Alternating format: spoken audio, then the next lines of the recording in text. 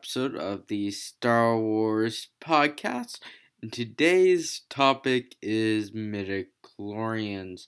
Now, don't just tune out here as I am going to go into part of the specifics of the controversy and my opinion of it, which is actually favorable for midi-chlorians. But I'm also going to help explain what they are a little bit more for those Star Wars fans that don't like them. Okay, so the first thing we should know is that it's a microscopic life form that lives in beings and supposedly has a connection through the Force, allowing a being to be Force sensitive. It can be used as a measure of Force sensitivity, as we see Qui-Gon Jinn doing in The Phantom Menace, to measure Anakin, show how powerful he actually is in the Force. And when he does that, it was found in the blood. So this is going to be in a subject's bloodstream, which basically any living being has. And subjects with the highest midi-chlorian count ever was Anakin Skywalker. It was like 20 to 25,000. So we know that's the highest it can get, but we are never told the lowest. And it plays a role in eternal consciousness.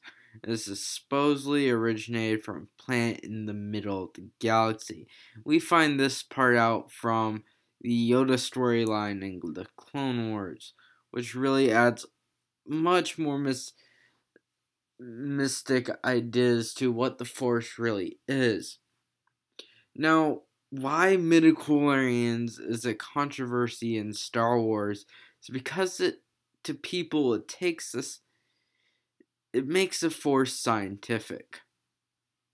And the Force is seen as a mystic field of energy. Now, the first thing I'm going to say is that the Force is a religion.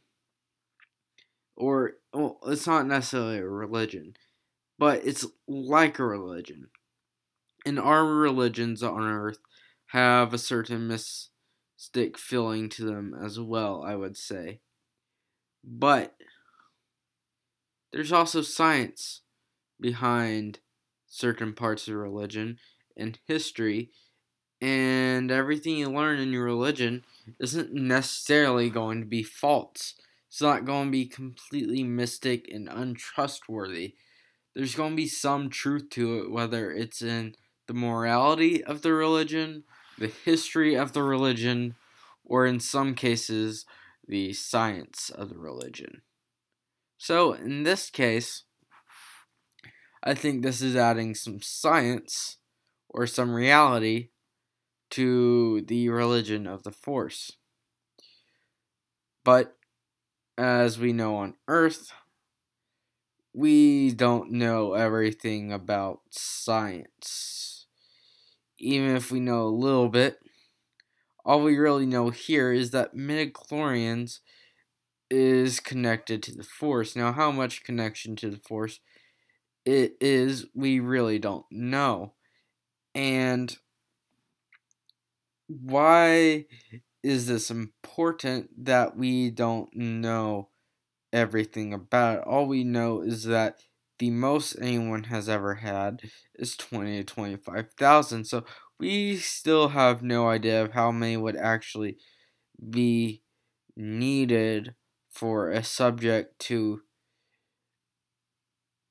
be Force sensitive. Why is this important? Well, because there are many different levels of Force sensitivity and many different levels of what a Jedi is able to do.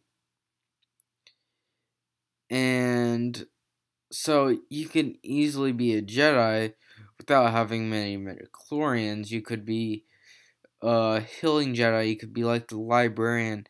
You don't necessarily need to. And the other thing is, as we see in The Empire Strikes Back, not only do you need to have midi-chlorians to be a Jedi, but you also need to have the will. Luke Skywalker wasn't able to force himself to to be able to lift the X-Wing out of the swamp. Therefore, he couldn't really be a Jedi until he was able to do that. So, there is a lot more to being a Jedi than just having midi-chlorians.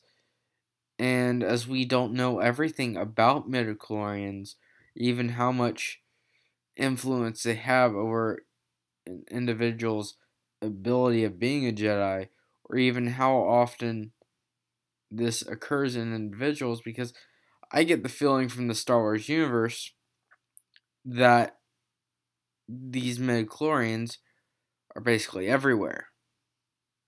If they're everywhere, that means every individual has some midi-chlorians in them. As long as you're able to get into those midi-chlorians, you are able to harness the Force. If you have a higher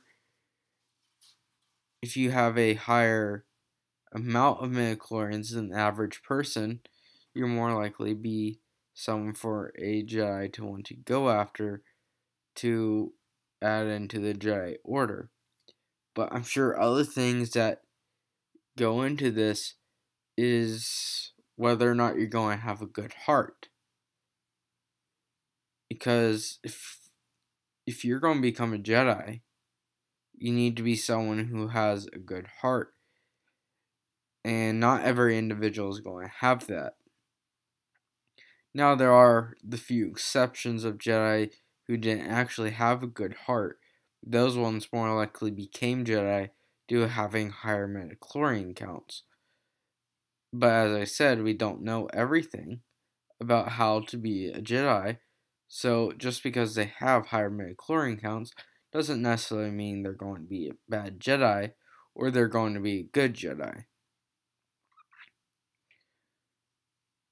So just because they were used to show Skywalker's power, all we know is that's the top amount anyone's ever had, and there are still many uncertainties around the midi-chlorians, but we know in the galaxy, or the known galaxy of Star Wars,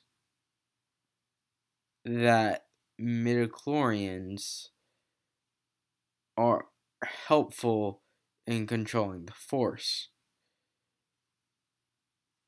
And it also puts some scientific sense to how the Force works. But we don't know every little bit about it. And let me bring one thing from the expanded universe into this.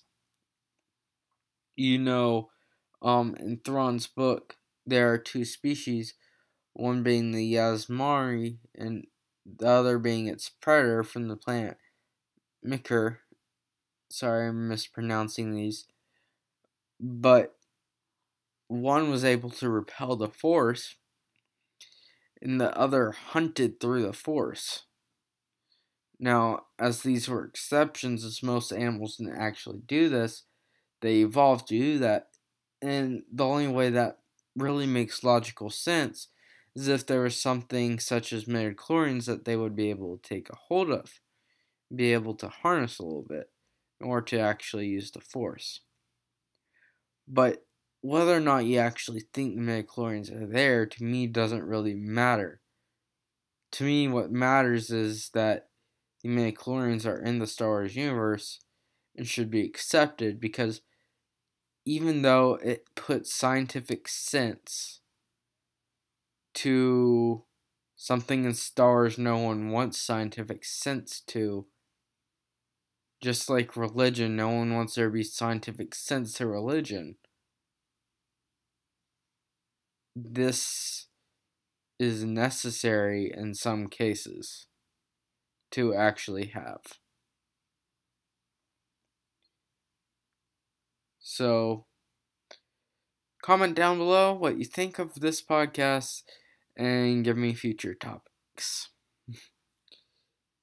Thanks for listening. Indiana out.